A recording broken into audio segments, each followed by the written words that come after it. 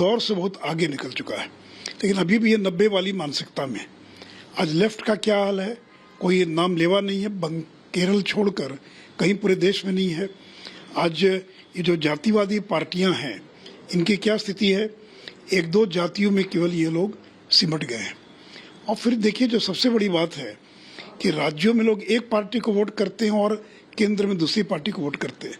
मध्य प्रदेश में, राजस्थान में, छत्तीसगढ़ में हम चुनाव हार गए या हमको कम सीटें मिली, या दिल्ली के अंदर की लोकसभा चुनाव जब हुआ तो बीजेपी स्वीप कर गई। बंगाल में हमको कम सीटें मिली विधानसभा में, लेकिन लोकसभा में 18 सीटें हम जीत गए। उड़ीसा में लोगों ने एक वोट दिया नवीन पटनायक को और दूसरा वोट दिया नरेंद्र मोदी को। तो इसलिए देखिए, लोकसभा का चुनाव एकदम अलग चुनाव है।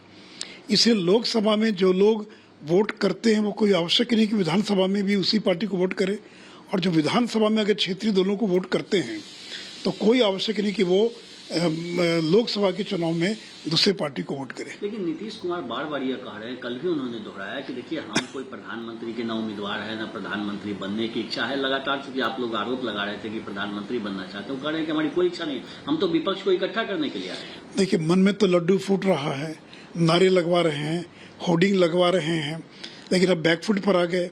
उनको लगा कि प्रधानमंत्री की दावेदारी के बारे में अभी से बोलेंगे तो दिक्कत आ सकती है। लेकिन देखिए, कोई किसी को स्वीकार नहीं करेगा।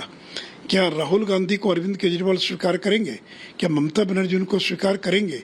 क्या टीआरएस उनको स्वीकार करेंगे? तो कोई नेता एक दूसरे को स्वीकार नहीं करेगा। और जो मैंने पहली बात कही कि विधानसभा चुनाव का रिजल्ट एक है, लोकसभा चुनाव का रिजल्ट अलग है। तो मध्य प्रदेश में, राजस्थान में, छत्तीसगढ़ में, दिल्ली में, गुजरात में बीजेपी स्वीप करेगी।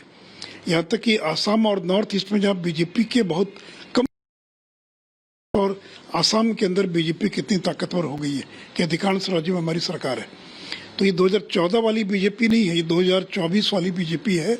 और नरेंद्र मोदी की लोकप्रियता लगातार बढ़ती जा रही है। तो ये लाख प्रयास कर ले, लेकिन ये लोगों को एक नहीं कर पाएंगे। मिलने में क्या लगता है, सुर्खियों में बने रहेंगे। चर्चा हो रही है, दिल्ली आए, पहले कोई चर्चा नहीं होती थी, अब चर्चा हो रही है। तो केवल मीडिया में बने रहने के लिए ये पॉलिटिकल पर्यटन पर निकले हैं।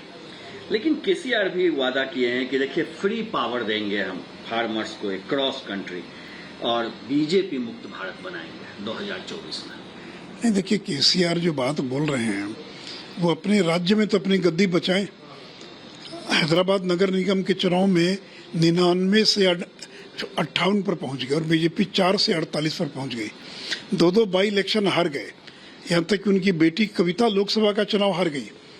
पहले तो 23 में विधानसभा का चुनाव होगा, 24 का चुनाव तो उसके बाद ना होगा। तो पहले केसीआर तेलंगाना में अपनी सरकार तो बचाएं या अपनी गद्दी तो बचाएं, मुख्यमंत्री का पद तो बचाएं। पता ही नहीं कि 23 के चुनाव होगा, और सपना देख रहे हैं कि बिजली माफ कर देंगे, बाकी कर देंगे।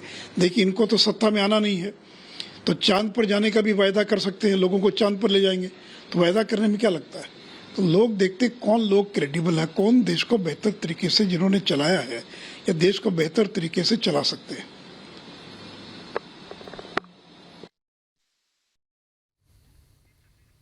और 3 तस्वीरें हम आपको दिखा रहे हैं। देखिए, नीतीश कुमार 3 दिन के दिल्ली दौरे पर हैं। सीताराम येचुरी से मुलाकात हुई, डी राजा से मिले और अब केजरीवाल से मिलने उनके निवास स्थान पर पहुंचे। लेकिन इससे पहले आप सुशील मोदी को सुन रहे थे, जो कि पूर्व डिप्टी सीएम बिहार के रहे हैं।